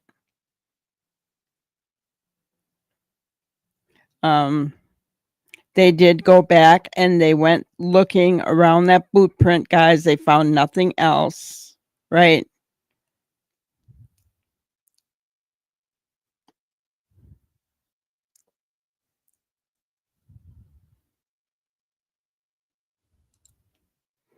Hello, David and Catherine. Welcome in. They wouldn't. I'm a former Ontario Crown Ward under the care of the Children's Aid Society of Toronto, run privately. Gotcha. Thank you. That's exactly what I thought. CPS is not going to give out information like that. You know, we knew that in the Sebastian Rogers case, Seth had to get a lawyer to see the CPS reports of his own child. So I know that they're, you know, that's just not public information. It's almost as serious as, you know, HIPAA violations, that kind of thing. They're not going to do that. I didn't know he filmed it either, Lori. It's evidence he's trying to gather pre-planting.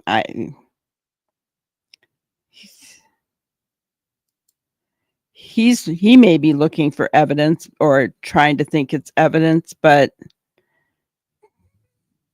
I don't know.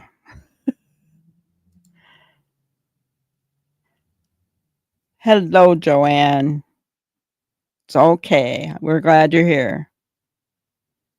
Almost everyone in this case is acting strangely. I know. It really is getting to be a circus, isn't it? And it's awful. It's awful. You're welcome. Always on empty.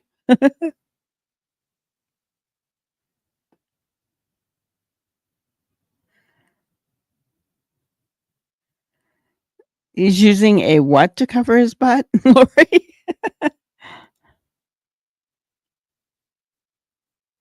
A safety to cover his butt? That could be.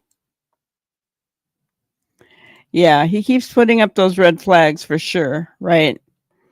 The thing with the dogs, guys. Now, does anyone here know for sure? Because this is what I've heard. The mother had a little dog, right? But that Justin had a pit bull. Anybody know for sure?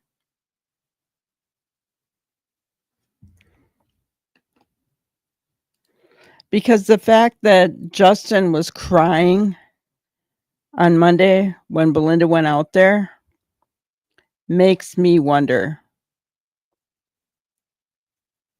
And before anybody says anything, I am not against pit bulls at all. Guys, any dog can attack depending on the way that they are trained or the way they are treated. So, or if they're triggered by something, not just a pit bull, right? So please don't think that I'm I'm just saying that Belinda heard a bigger dog barking. And Janie's dog is small. She said it wasn't the bark of a small dog, it was a big dog, right? So a pit bull is a bigger dog if that's the kind of dog that Justin had. That's a bigger dog. That's all I'm saying.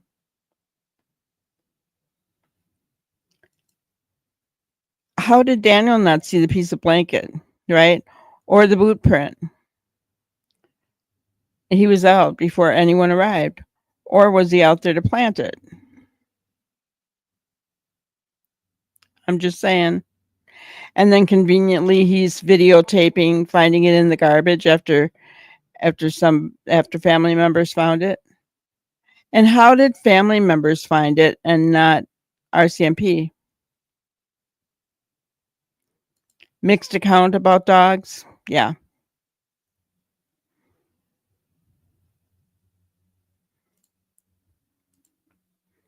I just know the Belinda said it was a big dog in the front of the trailer.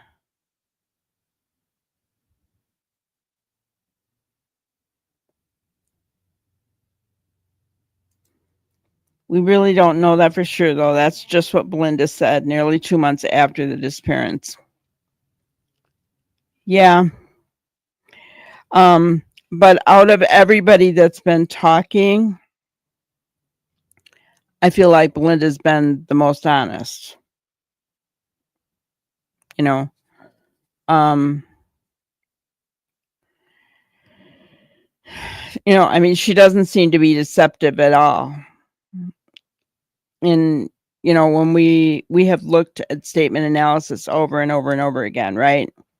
And Belinda seems to be the one that's been more truthful about everything right from the get-go. Do I completely agree with Belinda? No. Right. But yeah, I think that she has been, Durwood, I can't get behind what he's saying. I think he believes what he's saying, but he's being fed a bunch of lies, in my opinion. These two on panel, guys,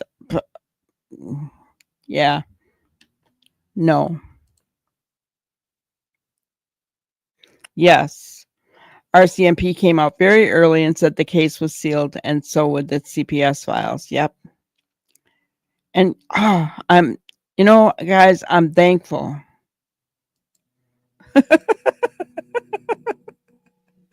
Lori, you're hilarious. Daniel could have easily planted evidence, right? A safety net or the blanket was a decoy. I getcha.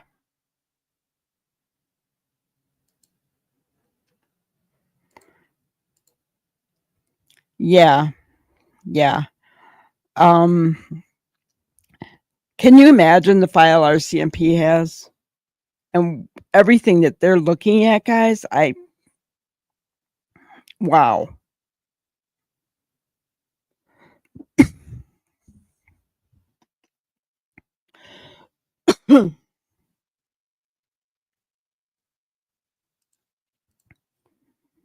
I agree with you, Lori. I agree with you 100%.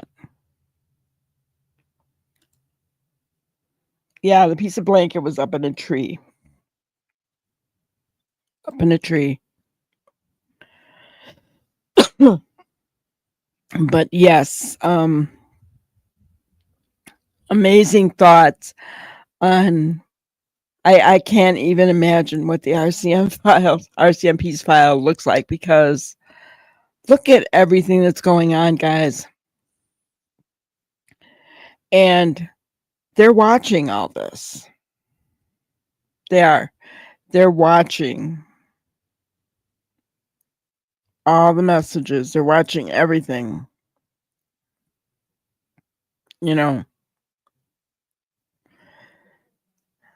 So,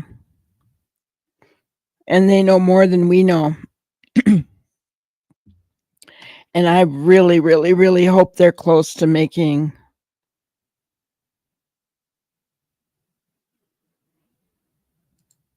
yeah, it's way out in the boonies, and so is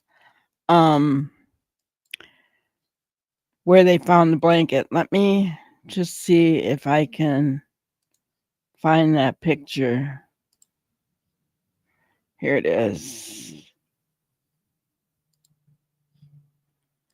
You guys, it's really hard to see, isn't it? Let me just get it here real quick.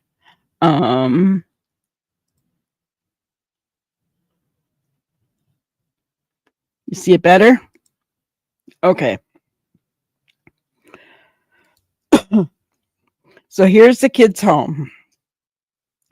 The blueprint was found by the pipeline. The half of a blanket was found in a tree over here. So that's quite a ways from the kid's home. When you think about that distance for those kids to walk, and how would those kids get the blanket up in the tree?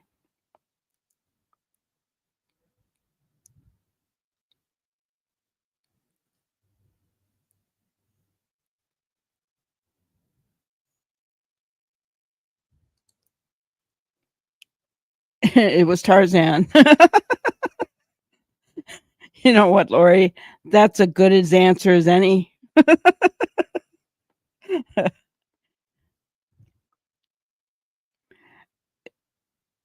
I mean, but look at where it was. That'd be a long way to travel by the wind. It seems like it's planted, doesn't it? If he took off in his car, I mean, the RCMP were already there by the time he got back.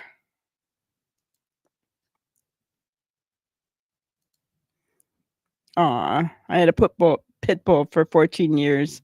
He was the most loyal family dog we ever had. He guarded my home, protected my son. We miss him dearly. That's sweet. Yeah. Nothing against pit bulls, guys. Any dog can be triggered.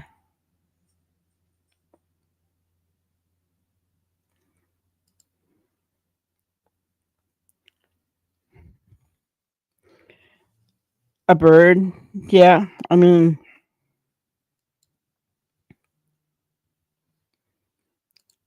oh no. Now he's Tarzan. I thought he was Super D. I thought he was Super D, guys. Come on.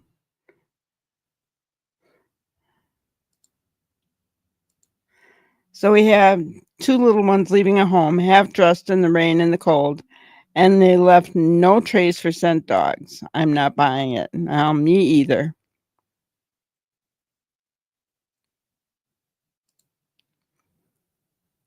They can't possibly be ignoring it. They're about ready to pounce, in my opinion. There are too many eyes and pressure from the public to be ignored. I agree with you, Joanne, and I really, really hope. For some reason, I really feel like things are heating up with the investigation. I know things are heating up with the circus, right? But with the investigation, I think things are really heating up, and I really pray that something's about to happen.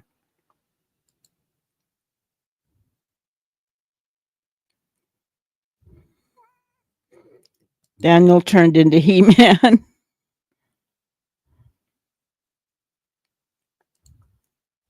How did a piece come off the blanket? Also in the bin with the lid. How did it get out of the bin? Good question. Would make more sense if it was on the railing, wouldn't it? Unless it was planted. Right? It was Super D running faster than a helicopter and wading through waist deep water. Yes, it was. Or maybe Janie got her gun and blew a hole. Oh, you guys are hilarious. Oh my gosh.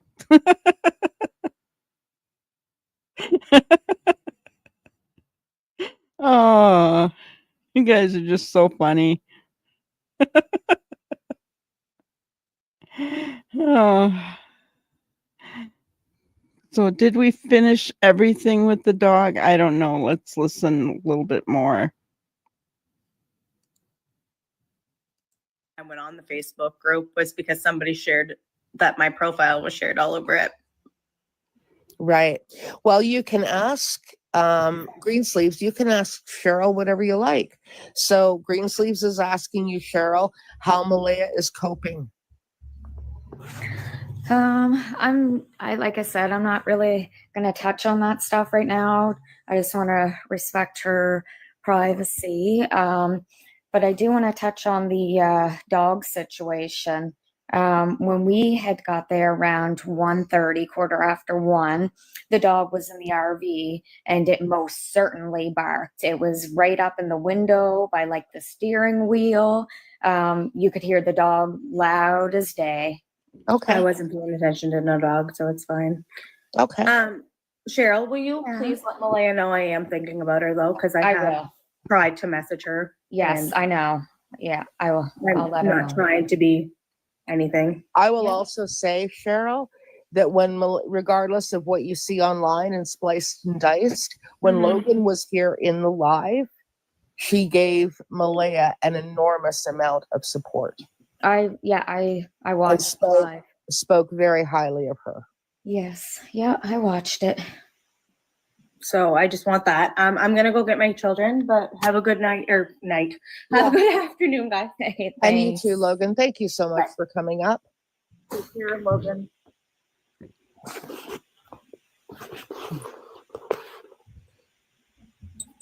So, Andy, the blanket, as I understand it, Andy's asking if the blanket was special to Lily. The blanket had actually been ripped and had been used to cover a window.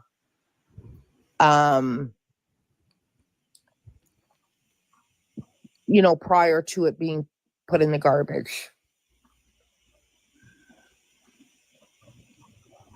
I also do have to run, Susan, but I want to thank you for letting me join and clearing a couple things up, although I'm not really able to say a whole lot right now, just given, the circumstances and the situation. And let's be honest, nobody really knows what happens. So I don't want to blame anybody. I don't want to say something that's not true. I don't want to say something that may jeopardize anything. But I did want to touch on things that I knew or, heard. And that's yeah, I appreciate you coming up. Absolutely. And I do extend the same offer to Malaya. I mean, I'm not sort of jumping on it because I highly doubt Malaya will speak to me. She hasn't spoken to anybody.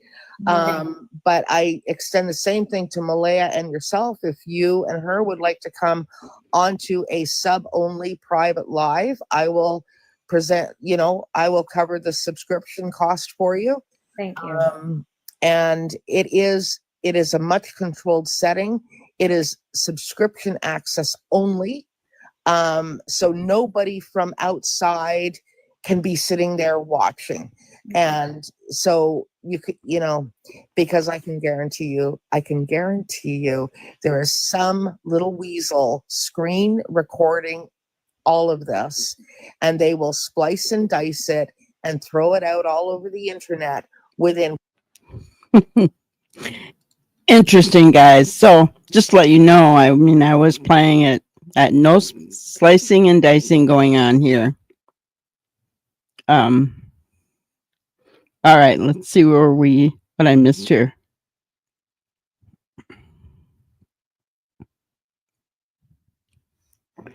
Okay. Laura, yes, but the problem is that pit bulls are often not raised properly. Yeah, well, and I mean, when I was young, it was German Shepherds that were known for that. So, like I said, I think it can be any dog, that it depends on how they're raised. Are they trying to raise them as attack dogs? How are they treated? That can also make a dog mean if they're, being treated meanly. I mean, just all kinds of things going on there. These people don't have the power of money of other people. Oh, yes, for sure, Joanne. They don't. I agree. There's not the sense of corruption here that seems to be in the Sebastian Rogers case, right? Tennessee as a whole.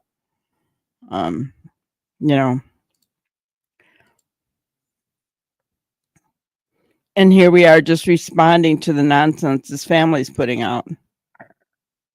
And we're responding because we want to know what happened. We're trying to figure it out, right? We want to know what happened to these babies, right? What happened to these precious babies? That's what I want to know. What happened to them? Look at those eyes on that baby girl.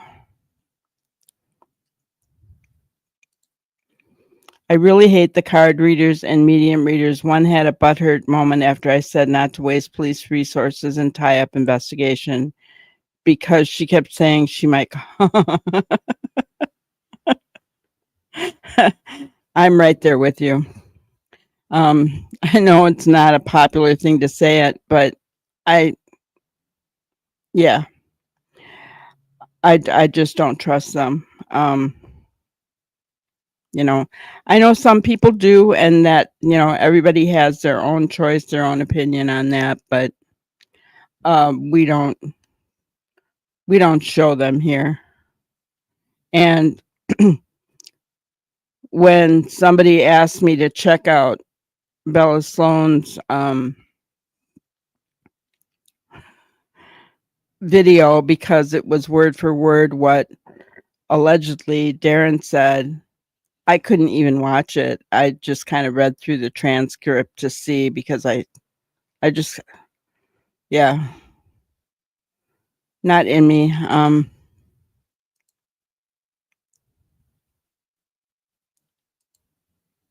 Yeah.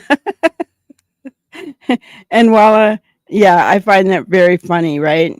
And there are people, which I don't necessarily agree with, that will say, oh, you're putting missing children behind a paywall, right? But yes, anybody can buy a sub, and usually the people that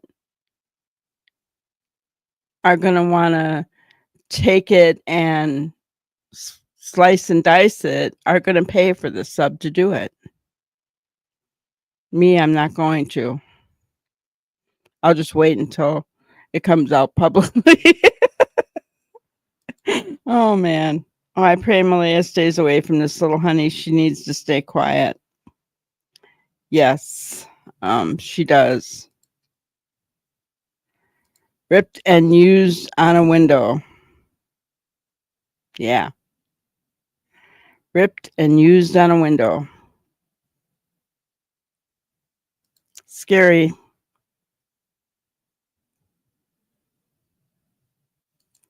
Wow. She went that far? Well, that's awful. That that is awful for having an opinion. That's terrible.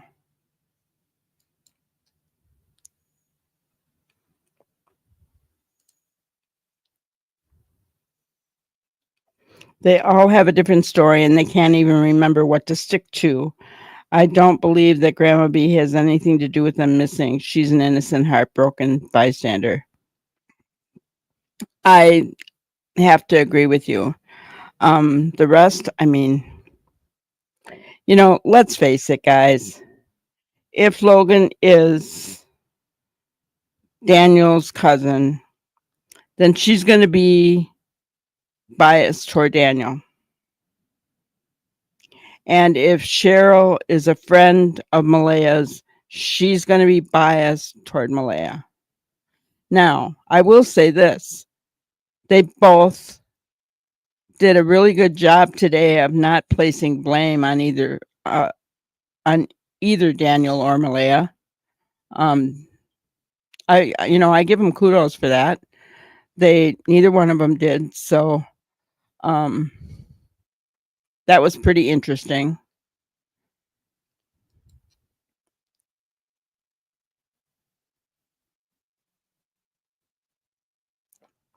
Yes. Hi, Dolores. Happy Canadian Day. Happy Canadian Day. So, let me see here. I'm going to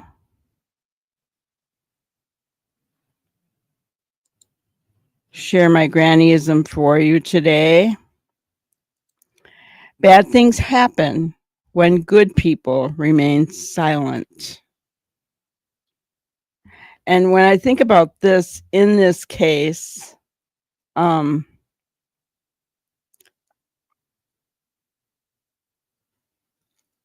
think about not so much Malaya, right?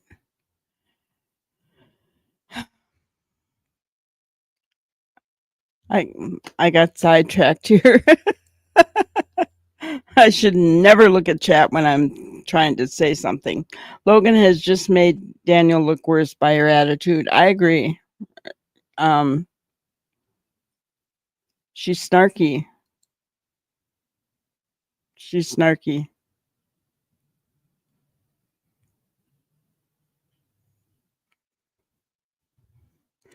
And you Neuro, shame on you. I know so many autistic children. So many of them. But bad things happen when good people remain silent. The people who know what really happened that are staying silent, you know. In other words, if you know something about this case or any of the missing children's cases, right?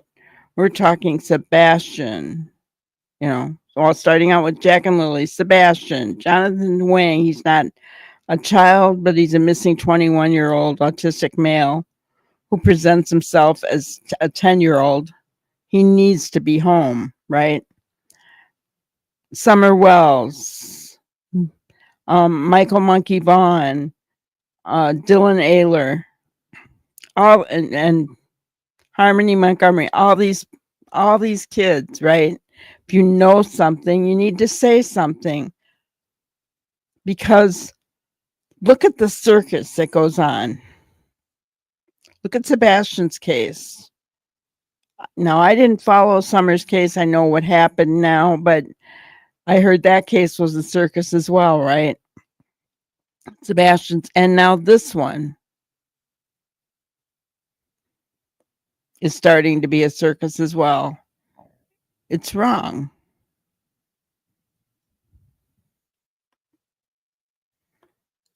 I agree with you, Joanne. I wouldn't care how related or friendly people are with me. I just couldn't keep quiet if I knew something about an evil situation.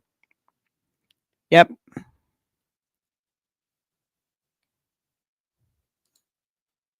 I was happy that the RCMP interviewed many people in this case. There probably still are, Ginger. There was that little black boy, Cody. Yeah. I mean, there's so many, and I can't keep up with their names anymore, and I always list a new one every day. I mean, I think that if every YouTuber even listed one a day, we still wouldn't be able to get them all. Yes.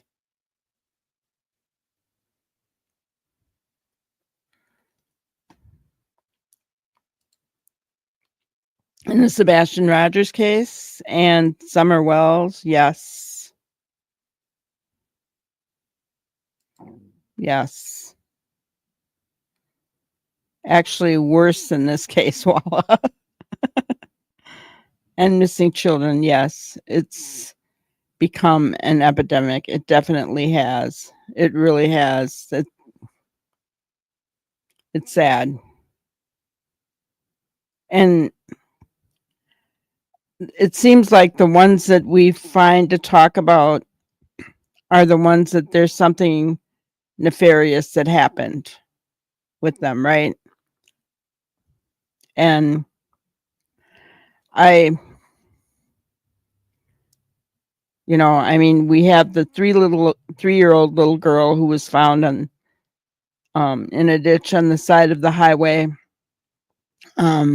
I'm purposely not speaking her name because they don't want us to, guys.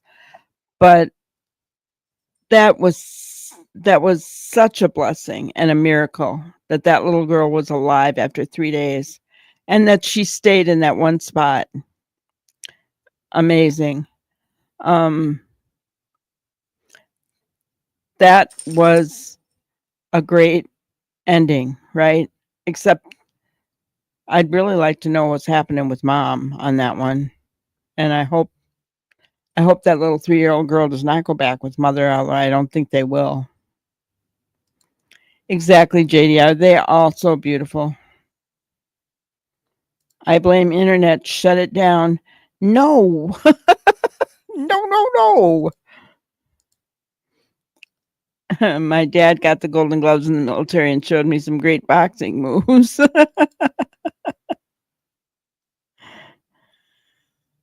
Ginger came in handy behind the bars.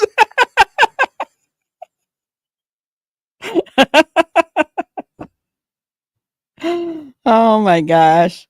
Daniel is a narcissist, in my opinion. He's intentionally but using mental health issues at Malaya to get back. I agree. I think he is a narcissist for sure. Yeah, that baby, the 3-year-old, she's going to have major abandonment issues. I can't believe she stayed there and never walked out of that ditch. Thank goodness she didn't. She was on a major highway. But, what a good little baby.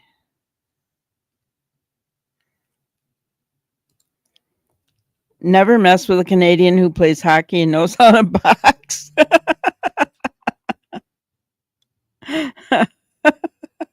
That's funny. Hello, Crackerjacks. It is amazing, except that this little one will have enormous psychological issues regarding abandonment and not having basic needs. Yeah, she will. She will. I'm sure her dad will get her the help that she needs. Goodness, the poor thing. And hello, Dolores. Welcome in. Thumbs up.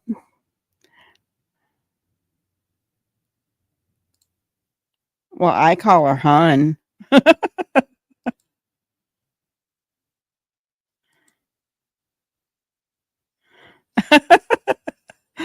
What is that, Walla? Narcissist? I agree with you, Canadian lady. I would put a tracker on my child too. I mean, they didn't have those when my kids were little. But I agree with you 100%.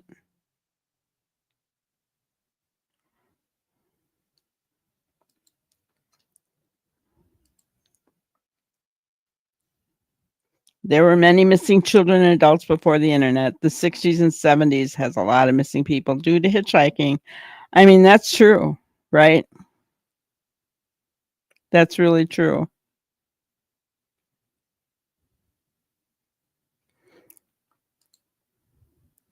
David and Catherine, I'm sorry that happened to you. That's terrible. It's awful. All right, guys, we're over 2 hours here, so time flies when we're having fun, right? I appreciate you guys so much. Thank you so much for the good conversation, the laughs. Keep these babies in your thoughts, right?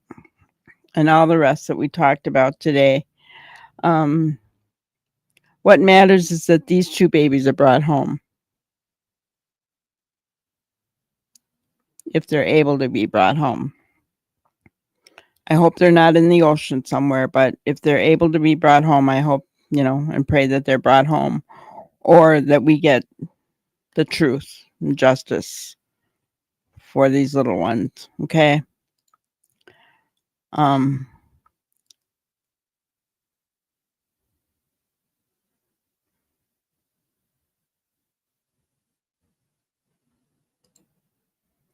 People aren't disposable. That's right. I agree with you.